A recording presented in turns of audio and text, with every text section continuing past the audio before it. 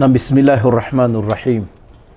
الحمد لله رب العالمين، ثم الصلاة والسلام على رسول الله صلى الله عليه وسلم وعلى آله وصحبه أجمعين. أما بعد، السلام عليكم ورحمة الله وبركاته. وعليكم السلام ورحمة الله وبركاته. Abami n'abakyala abalungi abatula ku lutimbe gaggadde Labbaika Islam Media, tubaaniriza mu session yaffe ey'akaseera kano. Olwaleero ensonga etuleese ku lutimbe gaggadde nsonga ya byafaayo. Tuli ku bulamu bw'ekitiibwa Omubaka Muhammad sallallahu alaihi wasallam, omwagalwa waffe oyo tumwogerako n'essanyu litubugaana nga twogera ku kitonde khairul khalq, ekitonde ekisinga ebitonde byonna. Allah subhanahu wa ta'ala kye yatukwasanga kyekyokulabirako ekisingira ddala okubeera ekirungi mu nsonga zaffe zonna. Ensonga yaffe y'ebyafaayo twamala ne mukadde waffe sheekh waffe wa Labbaika, Sheikh Ali Mukiibi. Lase munja kusaba biidhnillahi ta'ala obozze ku batulaba ku lutimbe gaggadde. Abatulaba bonna, assalamu alaikum wa rahmatullahi wa barakatuh. Mwebale kwekumira ku Labbaika, mwebale kwekumira ku byafaayo byeyo Allah tabaraka wa ta'ala gwe yalonda nabeera ow'enkizo ku bitonde byonna. Tubaagala nnyo. Mukadde wange twagala kwongera kwebaza. Tusaba Allah jalla jalaaluhu Allah akutukuumire. Amina. Amazima gali nti kigambo byafaayo kitusitudde kinene mu kutegeera eddiini yaffe. N'obwagazi bwe tulina kati ku ddiini yaffe nabwo bugenda bulinnya, amahabba gagenda galinnya. Gye tukoma okumanya Omubaka Muhammadin sallallahu alaihi wasallama, ate gye tukoma okwagala eddiini yaffe. Alhamdulillah. Mukadde wange mu session yaffe yayita twatunuulira obulamu bw'Omubaka Muhammadin sallallahu alaihi wasallama awezezza emyaka 35. Kaaba Abakuraishi basazeewo nti bannaye Kaaba tuddemu tugizimbe olw'embeera eyali eriwo, bisenge binafuye, embeera okwongera okulongoosaamu omulimu ogwo ne bagukola. Era Omubaka Muhammadin sallallahu alaihi wasallam ng'omusajja yali yeetaba mu mirimu gya community, omulimu n'agwetabamu era omulimu ne gutambula bulungi nnyo. Mukadde waffe watutambuzaawo mu nsonga ezaaliwo, ate Kaaba nejja neddamu nezimbibwa nga bagizzaayo ku musingi ogwa Ibrahimu alaihi ssalam. Omusajja olwandigambye nti Allah subhanahu wa ta'ala olw'enkola ze, Allah subhanahu wa ta'ala abeere nga okusaasira ku ye rahimahullah, najja n'agamba nti Kaaba ngizzaayo nabbi nga bwe yagireka. Awo wennyini we njagala otandikire mukadde wange ow'ekitiibwa, era akanyumira kakutte nnyo abantu. Waliwo omuddu yambuza n'agamba nti kyoyagala okugamba nti Kaaba eyo mu kugimenya nga Hajjaaji agimenya, yagimenya yonna n'agimalawo ne baddawo ne bagizimba, oba yamenyako ekitundu kino kye baali bongeddeko kino ekyaliwo ku mulembe gwa Nabbi sallallahu alaihi wasallam. Naam. Barakallahu fikum. Abatulaba tubeyanza nnyo, Allah abateremu bwangu, abateremu baraka. Nabbi sallallahu alaihi wasallama ku nsonga Sheikh gyayogedde yagamba nti singa sitidde nti abantu bakasiramuka, umma yenu yakasiramuka, umma ya Allah tabaraka wa ta'ala ey'obusiraamu, nandizimbye Kaaba nengizzaayo ku musingi ogwa Ibrahim alayhi salam. Kati enjawukana bwe zajja mu busiraamu nga bwe zaali, Abdullah ibn Zubair radiyallahu anhu atuuka nga yafuga Makka, yafuga gye tuyita Hijaz, Makka, Madina, Taifa n'atwaliramu ne Iraq, yonna nga yafugayo. Aisha radiyallahu anha asomera Ibn Zubair hadisi eyo. Ibn Zubair agamba nti abantu kati basiramu se baludde mu abantu batebenkedde mu busiraamu, tebagenda nsonga bajja mu ddiini. Ate wano nze nkulemberawo kanzimbe Kaaba. Ibn Zubair wa Abdullah ibn Zubair nazimba Kaaba ku musingi gwa Ibrahim alayhi salam. Naam Sheikh. Enjawukana nga bwe zaaliwo, Abdul Malik bin Marwan radiyallahu anhu yali afuga ebitundu by'e Shaami.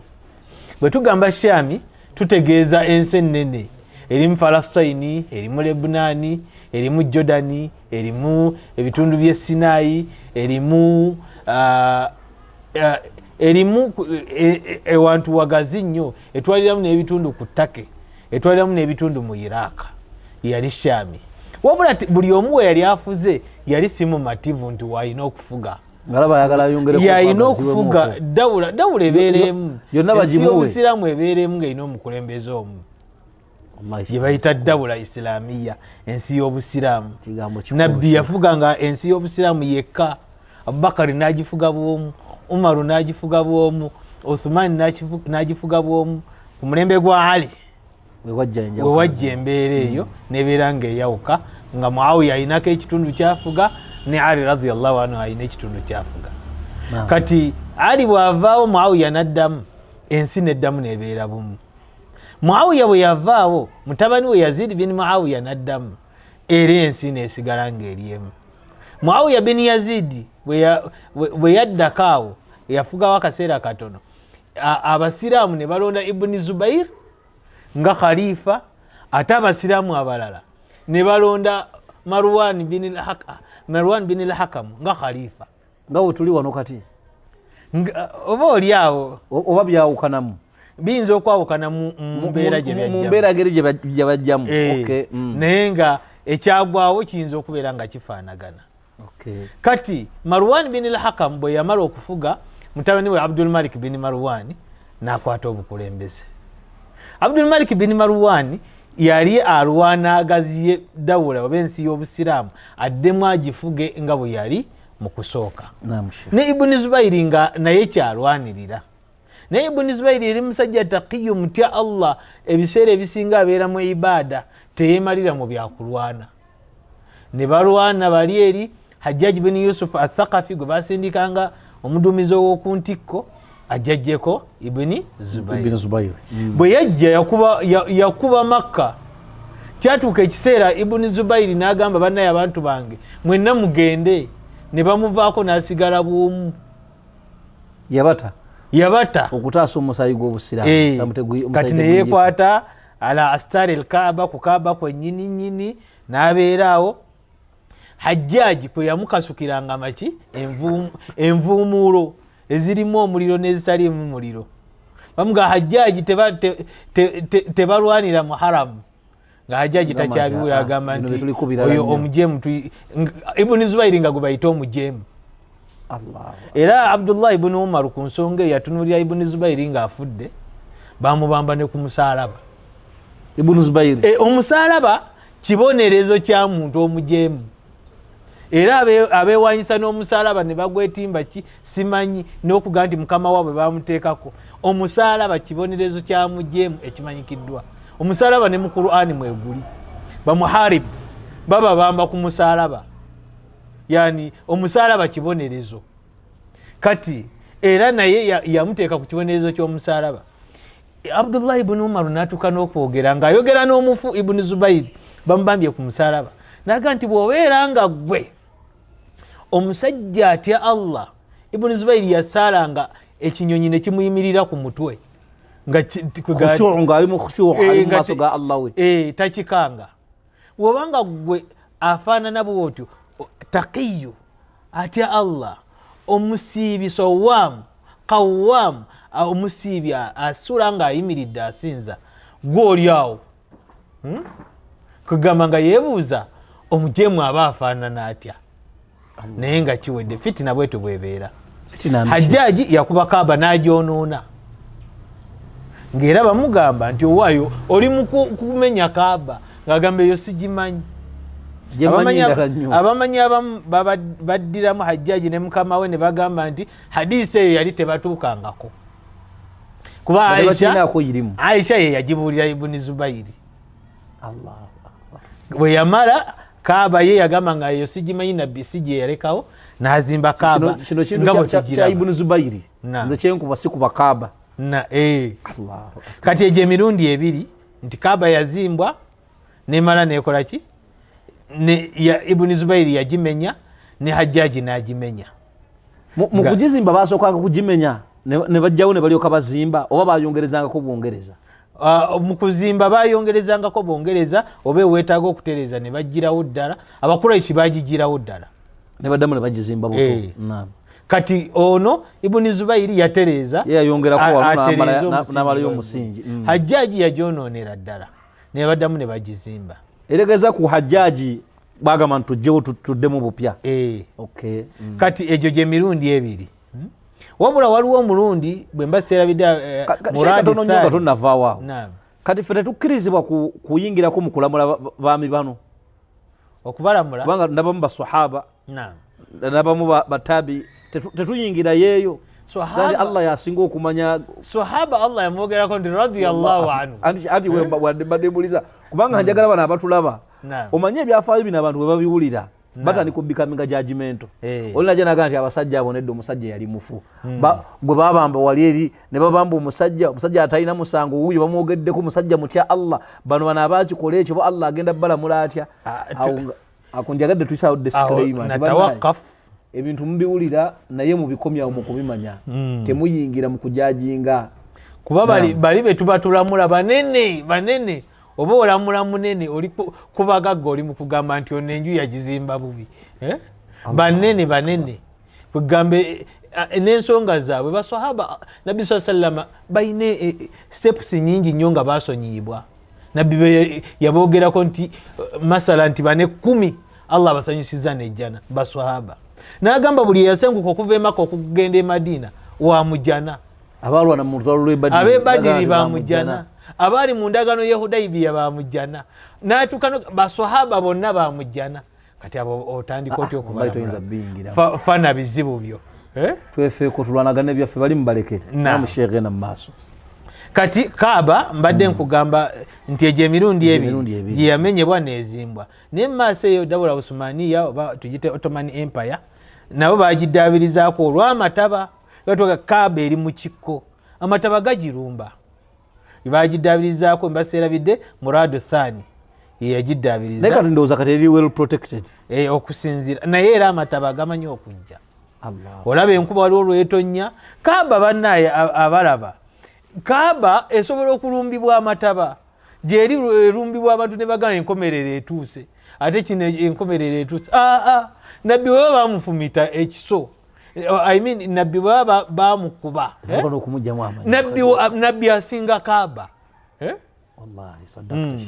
Kaaba esobola okufuna ki ekizibu Makka esobola okulumbwa bakaramita olwo gye bayita Dawlatul Karamita balumbako ku Kaaba eyo mu lukaaga myaka gy'olukaaga mu gino gye tuli mu 2024 mu lukaaga 2023 bagirumba ne Hajarul Aswad jinja eriddugavu ne balibba ne balitwala ne limala ebbanga nga teririiwo letwakomyawo lyettuufu seeka lyeryetuufu ndio badde otuletedde okutanga lyabalemerera be baaliza oba kuteekawo question mark booti wadde ogenda teeka question mark mitiba gy'abatulaba bo bennyini be balikwata ne balikomya lyabazitooyerera nakatulize mu kifo ekituufu naam sheekh naam kati twadde ku nabbi sallallahu alaihi wasallama bwatyo ne bazimba Kaaba wabula baba bakyagizimba ne bagwawo embeera nga ebika by'Abawarabu ebyali bisinga amanyi byali bina ebyaba Quraish nga bikayana ani azzaawo ejjinja eriddugavu eriri ekyo kitiibwa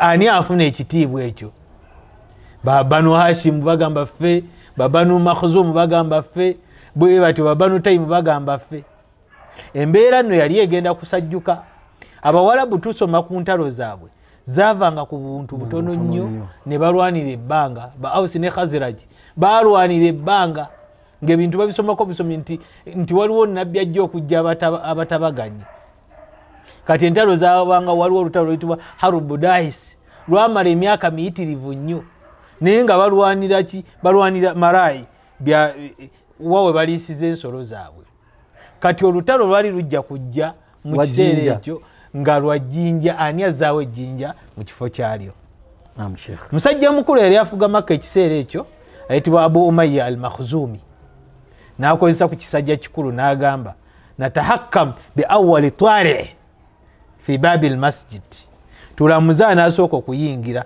ku mulyango gwa masjidi bwe tugamba masjidi waliwo abantu kye tuyinza okwongera okuwabula oba okutegeeza abantu nti Kaaba nga bwe tugiraba n'omuzikiti ogugyetoolodde byatandika lumu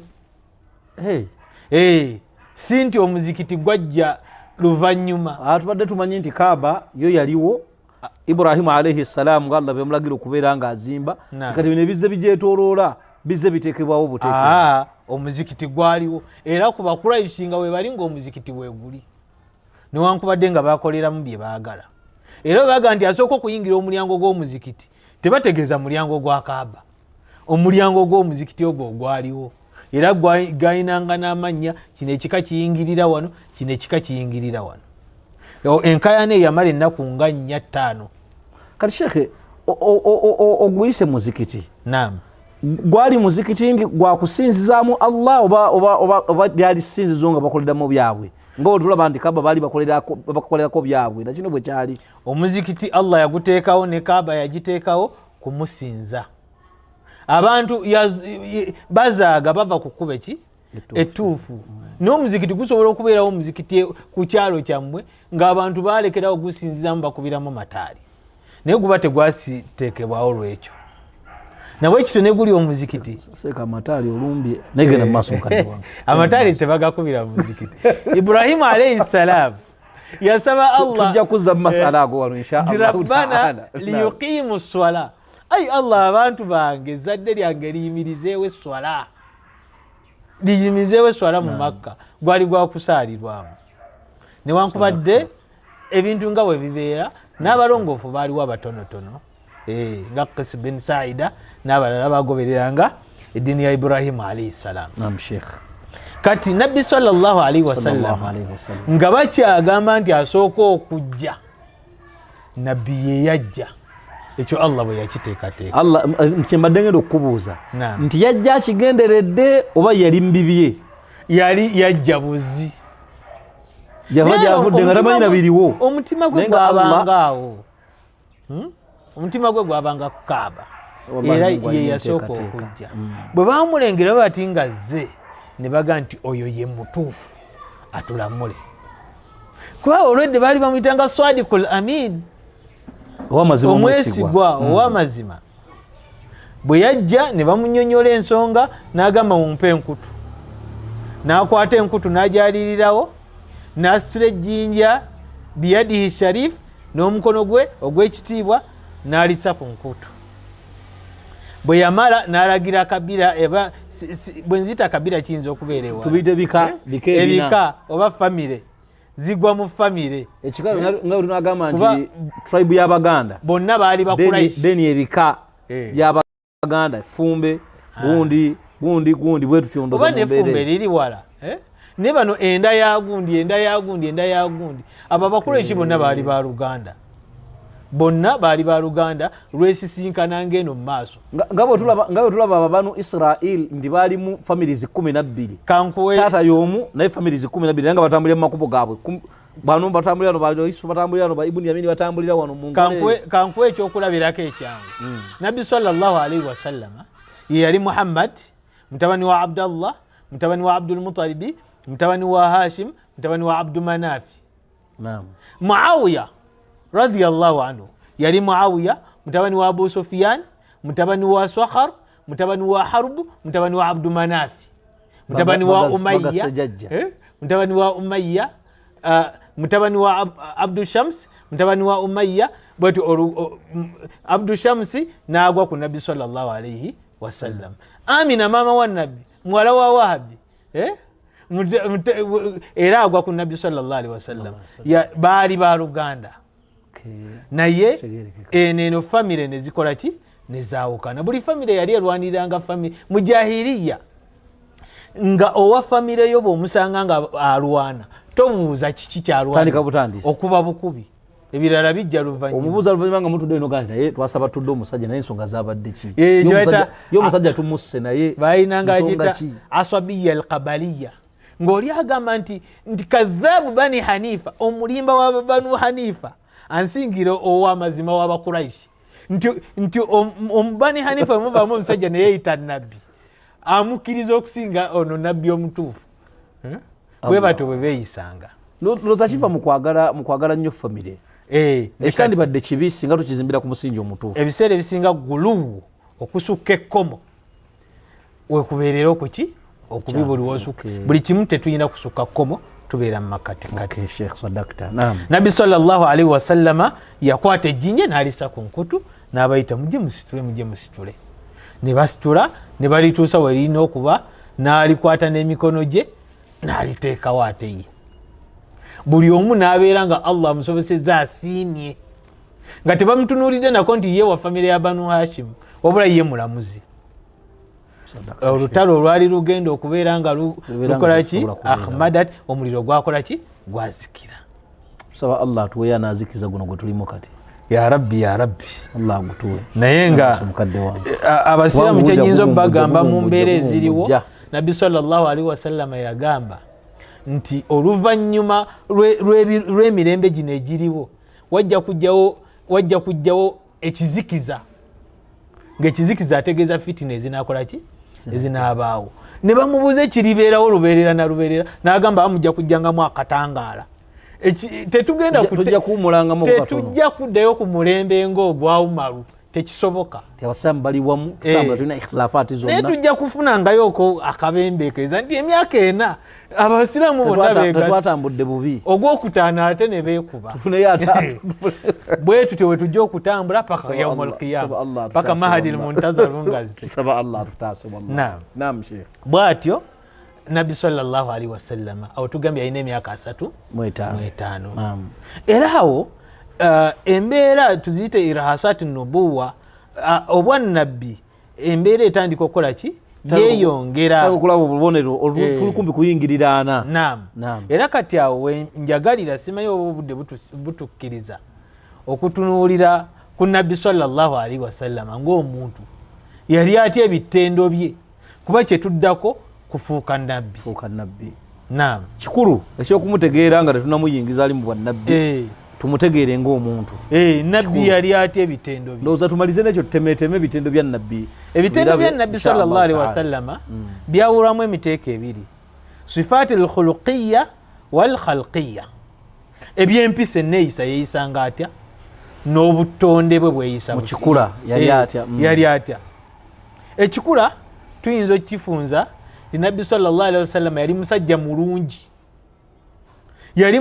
mu feesi nga n'enkula ye musajja mulungi waliwo sahabiye yamutemaatema mu ddungu eyo nina wallahi nawo ku bigambo by'omukyalo ninga nti ya rabbal alamin omukyalo oyo nga batambula bagenda mu gundi bagenda mu kusenguka mu hijira bwe yayita ku nnyumba emu nga basaba ku kyokunywa yalina Abubakari Siddiq oyo n'omukozi wa Abubakari embuzi etaalimu mata omukyalo olyo katendere bbaawe okumugamba omusajja abadde wano kyali yatematema ebigambo ninga subhanallah malikutayari nabbi abakubanga musajja oba mulema mutonotono bwati muwanvu akoma eri bandifunye bye bamujerega naye yali musajja mulungi nga toyina kyosobola mumujeregako Allah yamubalansinga yali musajja mweru naye ng'ate si mweru nnyo nga bonoolaba abalasha nga mweru ekikoze ekisaanidde yali musajja muwanvu naye so obuwanvu ennyo nti buno baga nti muleefu yali wakitema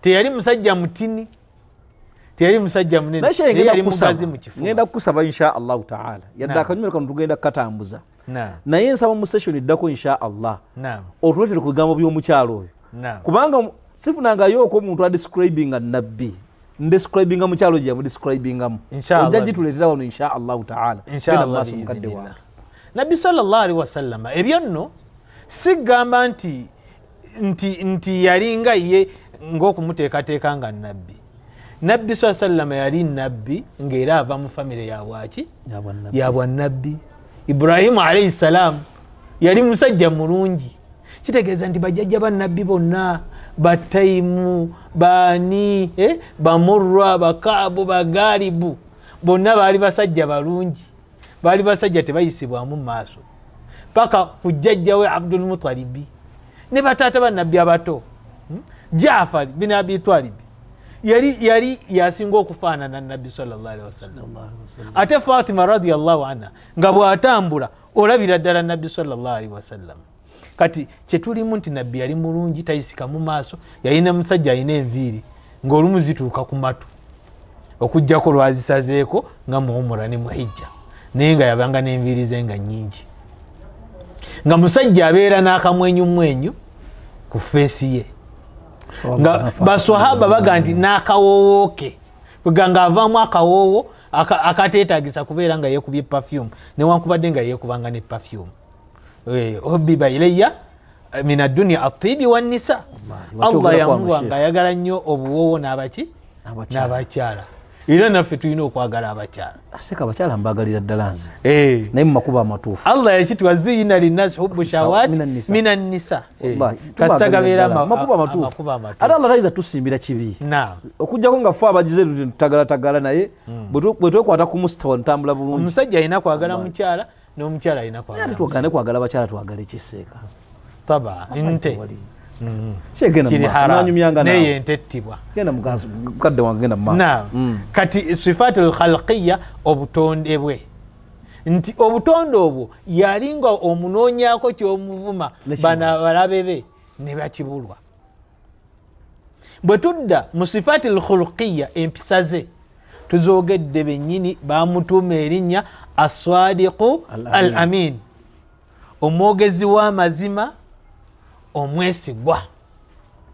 Okumanya yali ayogera mazima inshallah nga tutuuse ku daawa ng'ayimiridde ku lusozi Swafa akoowodde abakuraishi bonna butuni kuraishi bonna batuuse famire ez'enjawulo ababuuza nti bwe mbagamba nti waliwo abalwanyi bali ku nsolo bava ku lusozi eno wansi akuntu musaddiqiya musobola okukkiriza ebigambo byange bamugamba ma jarrabna alayka kadhiban qat tetugezesangako kuwulira nti olimbye tetukuwulirangako ng'olimbye tolimbako yadde ng'osaaga tolimba era byonna byotubulira mazima meerere awo weyayogerera ddaawa tujja giraba inshaallah.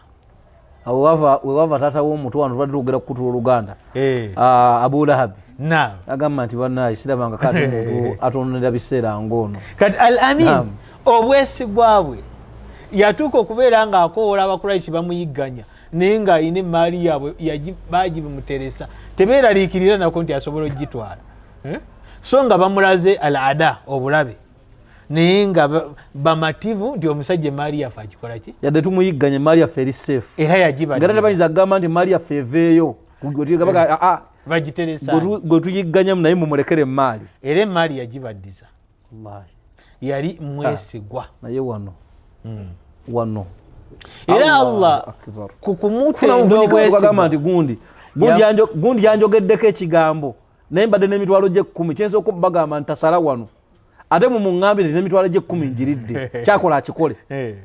Kuweesiga Allah bwe yamuwa ekisooka yamuwa nti aminul wahyi Jibrilu akumma obubaka Allah yasiima n'abeera nga avuwa Nabbi sallallahu alayhi wasallam era yamwogerako naga nti walau taqawwala alaina ba'd al-aqawil singa yabaako ekigambo kimu bwe kiti kyayogera nti kivudde wa Allah nga si gye kivudde la akhadna minhu bil yamin twali mukutako n'omukono gwaffe ogwa ddyo. Allah ekigambo kino teyayogera ku kigambo kyonna nga si kya Allah. Wama yantiqu anil hawa ebitabo ebirala bye muyita ebitabo ebitukuvu mulimu ebintu nti binyumya emboozi ebitabo ebitukuvu ebitali ekyaffe eky'obusiraamu mulimu hadisi z'abaswahaba beeri hadisi zaabwe mweziri mulimu ebbaluwa ya Pawulo gyewandiikira Abaefeesi eri naye eri mu kitabo ekiki ekitukuvu era bajja kudifendinga nti mwoyo mwoyo yakakwani ku Pawulo nti era teri awandiika ku kitabo ekitukuvu okujjako nga mwoyo akikoze eki amuseeko. Waliwo gwe nali njogerako naye muganda wange tuwangala naye ku bidon si musiraamu naŋŋamba naga nti seeka bino ebigambo toyinza bitegera nga toliko mwoyo kati gwobulako mwoyo yakusumbuwa. Kati shekhe mwoyo mugeraageranya bwoti wano e Uganda wennyininyini waliwo omusumba eyayokya Bayibuli ng'agamba eno erimu ebigambo ebifu kitegeeza abantu babiri bawandiika ono wa mwoyo ono n'ono wa tukitwale ffe tutwala kyabo kye bagamba yali asseeko mwoyo n'amulaga nti kino kivaamu ye muveeko nga ye naye ekitegeeza waliwo entuufu n'enki mwoyo yabatabukako. Kati kyova olaba nti mu Qur'ani temulimu kigambo kitali kya Allah temulimu wadde ekigambo kya Nabbi sallallahu alaihi wasallam. Era mu kusooka Nabbi yagaananga baswahaba okuwandiika hadisi ng'atya nti bajja kuzitabula ne Qur'ani. Mu kusooka yagaana okuwandiika hadisi yabakkiriza luvannyuma okutya nti bayinza okukwata hadisi ne bagiyingiza mu Qur'ani nga tebagenderedde kuba bali tebasobola kugenderera. Naam Sheikh. Kati nabbi yali amin mwesigwa. Nabbi sallallahu alaihi wasallama kana rajula mutawadhi'an, yali musajja mwetowaze. Kigambo kikulu. Nabbi yatoleranga abaana abato salaamu. Kwegambo yinzo Sheikh ndete kibuuzo. Naam. Ebintu bino byoyogerako nkakasiza ddala nti abasomi basiira. Naam. Ne betwandiise bakadde baffe abakuguse mu irimu. Naam. Nkakasa nti ebintu bino byonna babimanyi. Bwe neeyisa yaabwe evaawa. Tugambe nti baganye okusoma ku mubaka Muhammadin sallallahu alaihi wasallam mu nkwata zaabwe ez'ensonga. Kubanga bw'omenya ebitende ebyo nkakasa nti ffeffe abaandi badde ekyokulabirako ng'abawalimu ng'abasomesa ne tugamba nti bye tubagamba ffe enkola zaffe tuzejjerera kwani, kubanga waliwo n'abagamba nti ba ahli sunna wal jamaa. Naye nga wallahi bw'otunuulira enkwata yaabwe ey'ensonga weebuuza n'ogamba nti ba ahli sunna wal jamaa kunabbi omulala atali ono oba embeera Sheikh za mirundi ebiri. Naam. Waliwo embeera esooka ey'okutegeera irimu n'otagikolerako. Waliwo n'embeera ey'okubeera ng'olina irimu naye nga togitegedde. Nabbi sallallahu alaihi wasallam yagamba rahimallahu mraa, Allah asaasire omuntu sami'a minna, awulidde ekigambo kyaffe oba ekyange, faballagahu kama sami'a, n'akituusa nga bw'akiwulidde. Falubba muballag awa min as-sami', oba oli awo ate gwe bakituusizzaako onoomulala ayinza okitegeera okusinga n'ono akiwulidde. Gw'osobola owulira ekigambo n'okitwala n'okibuulira oli n'akitegeera okusinga. Ekirala, abazungu batuyingiddemu mu mbeera gye tutategeera etali direct. Empisa, tuyina empisa, buli nsi eyina empisa. Empisa tezikaddiwa. Naye omuzungu akulaga nti empisa zikola ki? Zikaddiwa. Zikaddiwa biri eri evolution, civilization biri bivaawo. Babariki. Omuntu afukamira atya? Kati wano twogere kufukamira nga bigazi Nazareth tetufuddeeyo kyeba kikayanako mu ddiini. Omukyala abuuza atya bbaawe? Kati omwenkanonkano gwakola ki? Gwajja. Ebyo ebintu byajja kubeera nga bitwonoona. Gwolowooza nti ebirowoozo by'omuzungu bye bisinga? Ffe Abafirika oba ffe Abasiraamu tudde kale mu Bafirika kuba Obusiraamu bwo tebwogerwako. Ffe tetuyinayo bintu byaffe nga bitegeerekeka ng'omuzungu alina bikopa ku ffe. Naye nga teyagaana okitwala. Lwaki buli kimu tuga nti eri mu bazungu ebyaffe bye byamabega ebyabwe bye biri ku mutindo. Kati omuntu agamba eri ewaffe mu buzungu tofa ku mulirwanaawo yamanyi, naye ddala mulirwana n'obeera nga tomubuuza takukola ki? Ndowooza twesulika tulinga binyira kati ebintu bitegeerera ku bikukujju. Kati waliwo ensi essaawa eno eri mu kulanga. Nabbi sallallahu alaihi wasallam yaga nti watukri'u salama ala man arafta wa man lam ta'raf. Tolera salaamu omuntu omumanyi bantu. Kati abazungu bali mu promoting oba nsi ki naye mu nsi ez'omuzire omungi.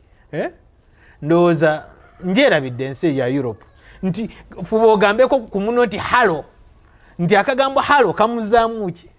Kamuzaamu essubi nnyina ku bantu. Abantu beeyawula bali bokka.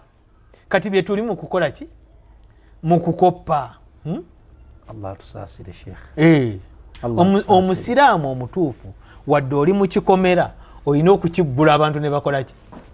Tokiggula ku mukolo osima ofiiriddwa osima waliwo ki okiggula osigala okolagana ne bamulirwa. Allah taaseke. Nze ndowooza ntwaddeyo wakikonako wano lugaa ntwa jahiliya gye tulimu mbi nnyo n'okusinga jahiliya yasooka. Taba bwe tuteegendereza okuddayo ku mpisa za Nabbi sallallahu alaihi wasallam. Saba Allah akituwe. Amiina. Mukadde wange. Naam.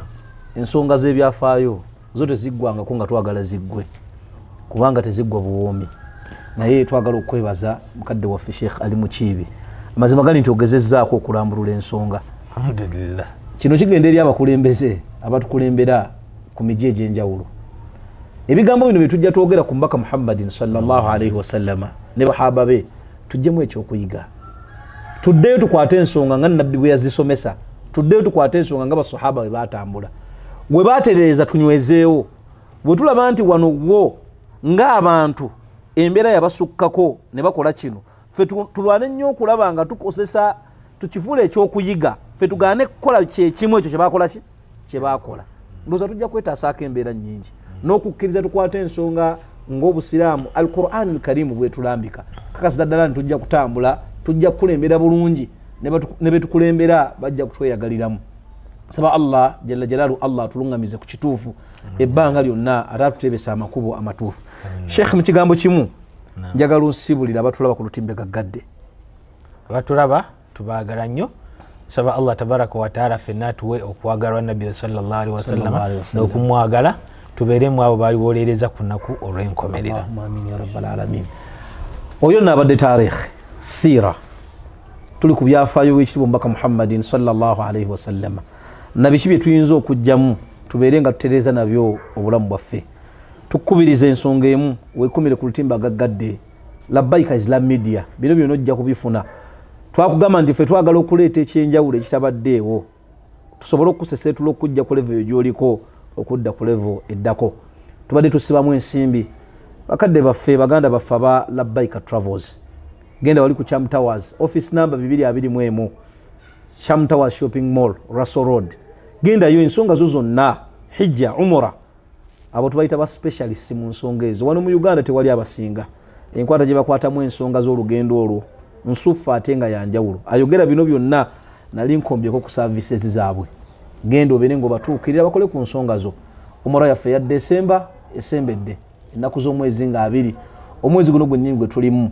tujja kuba tusimbula okubeera nga tuyolekera ebibuga ebitukuvu genda wali ku Cham Towers nkugambye room namba 221 osobola okubeera nga ensonga za umura zikolwako yeteekateeka ogenda mu umura ya Ramadhan omwaka ogujja insha Allahu taala 224 twatandise dda okubeera nga tuteekateeka abanaatambula mu kiseera ekyo gwe ya hijja asuubira okukola hijja omwaka ogujja ofisi nzigule genda oteekeyo akasente kotandika empola mpola emyezi gigenda okutambula nga gafa alhamdulillah oyina enteekateeka gyewekola gwe tofaayo sogamba nti njagala genda kusasulako ku hijja yange ninawo akakadde kange nentandike genda bisiiti bazikuwa ate nga basajja beesigwa nnyo mu mulimu gwabwe gwe bakola baganda bafa ba Halk Media Uganda Limited abo nno bakugu mu biyitibwa ebya printing documentation branding indoor and outdoor genda waliri ku Nasser Road ekizimbe Printers Arcade omwaliro gwa 2 office number U9 bajja kubanga bakola ku nsonga zo baganda bafa ba Iraj Foundation bavubuka bato lwaki nteekako ekigambo ekyabavubuka bato olw'ensonga nti amaanyi bakyalina ate n'obwagazi balina bungi ku mulimu gwe bakola genda waliri ekyebando ku Elisa Road ekizimbe Benda Plaza otuukire baganda baffe abo bajja kubeera nga bakukwasaganya gwayagala okutuusa obuyambi mu mikono emituufu bakwase byonna byeyagala okubeera nga otuusa ate naawe yeetaaga obuyambi genda wo batunule mu nsonga zo bajja kubeera nga naawe bakukolako bakadde bange ab'ebitiibwa tubajjukiza nti essomero lyaffe Ainu Shams Islamic Center twakutereddewo nno secondary omwaka ogujja gwalina omwana yamaze P7 baana batudde ebigezo obikomawo omwana mutwale ku Ainu Shams asome secondary ate nga n'abato okuviira ddala ku nasale ekibiina ekisooka okutuusa ddala ku kibiina ekyomusanvu babangulira ddala abaana mu mbangula yennyini entuufu gy'owulira ekwatagana n'eddiini ate nga n'ebyedduniya tebabirese mabega abakyala abakukka mu butonde bw'omuntu kyetwandiise psychotherapy abakyala ba Bewell therapy ennamba zaabwe weeziri awo bakooneko babeere nga ate naawe bakukwasaganya mu bikwatagana ne stress zo depression anxiety oyina disorders ez'enjawulo abakyala abo beera nga obatuukirira bajja kukola ku nsonga zo barakallahu fikum wa jazakumullahu khaira fi dunya wal akhirah tusaba Allah jalla jalaalu Allah batukuumire byonna ebiyita ku mpewo za labbaika bibeere nga bitugasa tusaba Allah jalla jalaaluhu atuyigirize n'ebitugasa ate atugase n'ebyo baba atuyigiriza nabyo omutesitesi era omwanjuzi nsigadde Imam Bilal Kitimbo Asumani Imam Cham Towers mwebale nnyo mwebalire ddala assalamu alaikum wa rahmatullahi wa barakatuh